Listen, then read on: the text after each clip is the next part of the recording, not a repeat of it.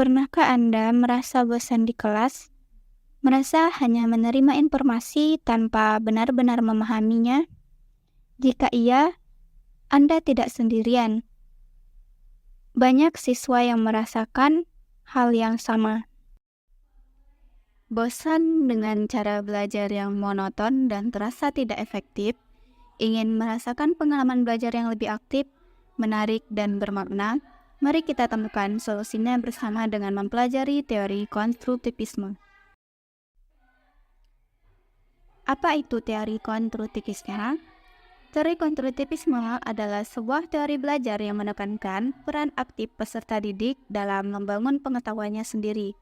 Berbeda dengan teori belajar tradisional yang berfokus pada transfer pengetahuan dari guru ke murid. Konstruktivisme memandang belajar sebagai proses yang dinamis dan konstruktif di mana peserta didik menghubungkan informasi baru dengan pengetahuan dan pengalaman yang telah mereka miliki. Prinsip-prinsip utama teori konstruktivisme. Yang pertama, pengetahuan dibangun secara aktif oleh peserta didik.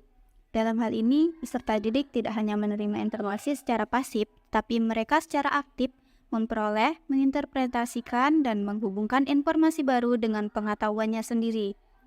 Yang kedua, menekankan pada proses belajar mengajar. Teori konstruktivisme lebih menekankan pada proses bagaimana peserta didik belajar daripada hasil akhir. Hal ini berarti bahwa guru harus menciptakan lingkungan belajar yang memungkinkan peserta didik untuk terlibat aktif dalam proses belajar. Yang kedua, menekankan pada proses belajar mengajar. Dalam hal ini, teori konstruktivisme lebih menekankan pada proses bagaimana peserta didik belajar daripada hasil akhir. Hal ini berarti bahwa guru harus menciptakan lingkungan belajar yang memungkinkan peserta didik untuk terlibat aktif dalam proses pembelajaran.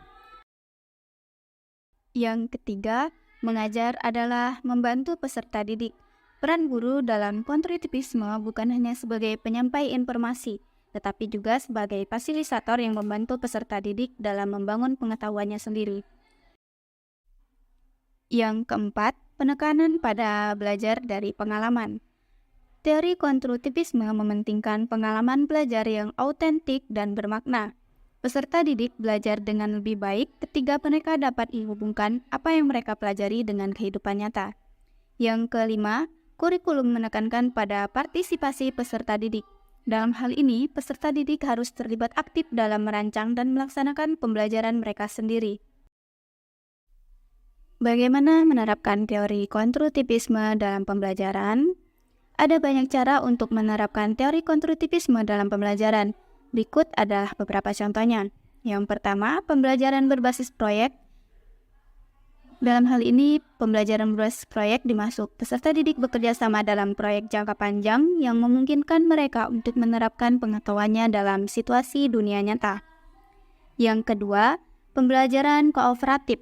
Peserta didik bekerja sama dalam kelompok kecil untuk menyelesaikan tugas dan saling belajar dari satu sama lain.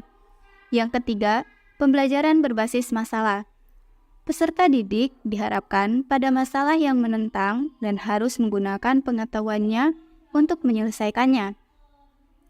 Yang keempat, pembelajaran mandiri. Peserta didik diberikan tanggung jawab yang lebih besar untuk mengarahkan pembelajaran mereka sendiri. Manfaat penerapan teori konstruktivisme. Menerapkan teori konstruktivisme dalam pembelajaran dapat memberikan banyak manfaat bagi peserta didik, di antaranya. Pertama, meningkatkan motivasi dan keterlibatan belajar. Peserta didik yang belajar secara aktif lebih termotivasi dan terlibat dalam pembelajaran. Yang kedua, meningkatkan pemahaman dan retensi. Peserta didik yang membangun pengetahuannya sendiri lebih memahami dan mengingat informasi dengan lebih baik. Yang ketiga, mengembangkan keterampilan berpikir kritis, pemecahan masalah. Peserta didik belajar untuk berpikir kritis, menganalisis informasi, dan memecahkan masalah secara mandiri. Yang keempat, meningkatkan keterampilan komunikasi dan kolaborasi.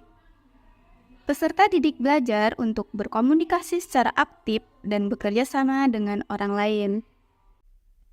Konstruktivisme memiliki banyak manfaat bagi siswa, antara lain meningkatkan motivasi dan keterlibatan belajar, meningkatkan pemahaman dan retensi informasi, mengembangkan keterampilan berpikir kritis dan memecahkan masalah, mempersiapkan siswa untuk menjadi pembelajar yang mandiri. Ada banyak cara untuk menerapkan konstruktivisme dalam pembelajaran, antara lain menggunakan pembelajaran berbasis proyek. Siswa bekerja dalam kelompok untuk menyelesaikan proyek yang kompleks dan menantang. Mendorong diskusi dan refleksi.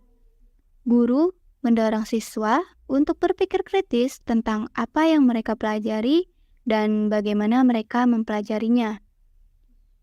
Memanfaatkan teknologi. Teknologi dapat digunakan untuk menciptakan pengalaman belajar yang interaktif dan menarik. Bayangkan otak Anda seperti spons. Spons menyerap air dan menahannya.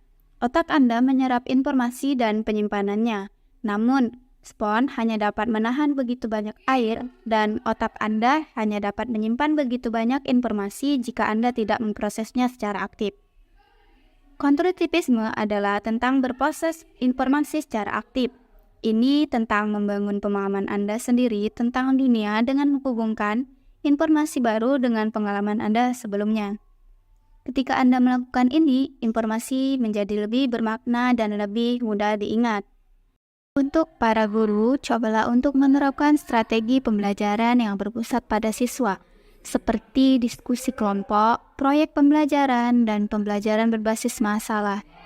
Dan untuk siswa, bersikaplah aktif dalam proses pembelajaran. Ajukan pertanyaan, cari informasi sendiri, dan berkolaborasi dengan teman-temanmu.